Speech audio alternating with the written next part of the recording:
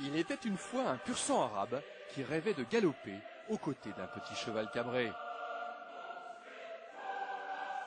De Maranello à la Médina, il n'y a parfois qu'un pas que la Fulgura a franchi en l'espace de quelques mois.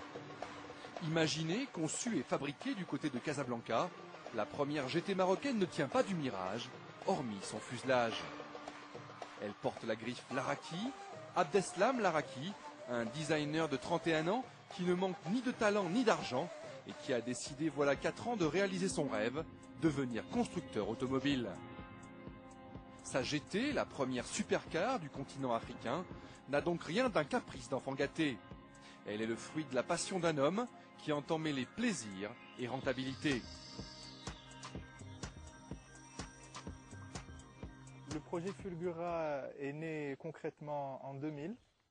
Donc on a créé un premier modèle qu'on a exposé au salon de Genève en 2002.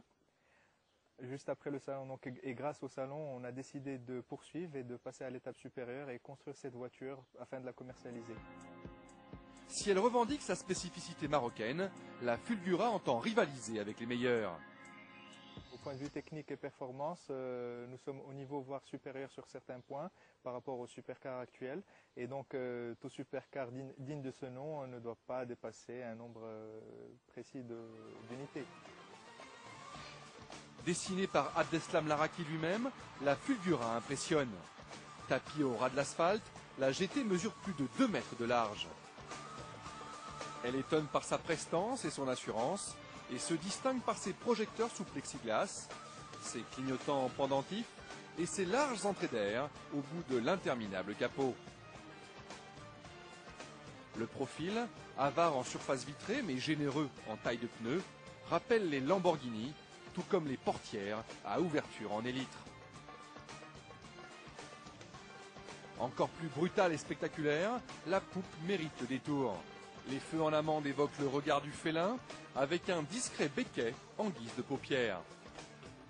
Les grilles d'aération aux motifs arabisants sont encadrées par 2 doubles sorties d'échappement verticales. Moins exotique, l'habitacle répond sobrement aux standards du grand tourisme. Le cuir et l'alcantara sont au rendez-vous, l'ergonomie des sièges et l'aménagement bien pensé font passer l'absence de repose-pied, mais on regrette le dessin trop convenu de la planche de bord. L'instrumentation arrive de chez Mercedes et les aérateurs proviennent d'Audi.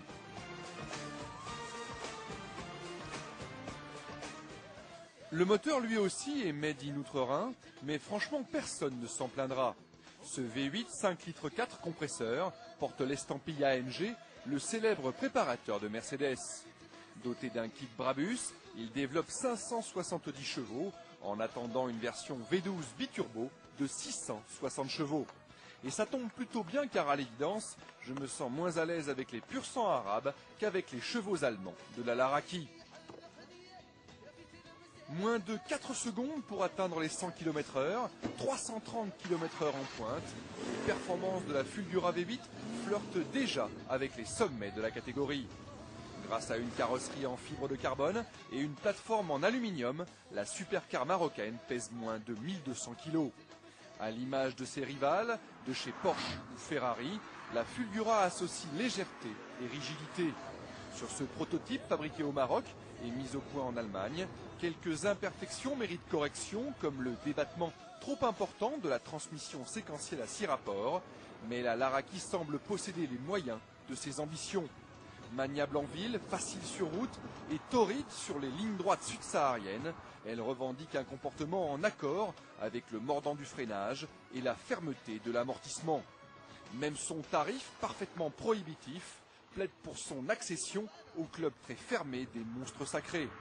Laraki table sur une production de 25 unités chaque année, livrable à partir du printemps 2005.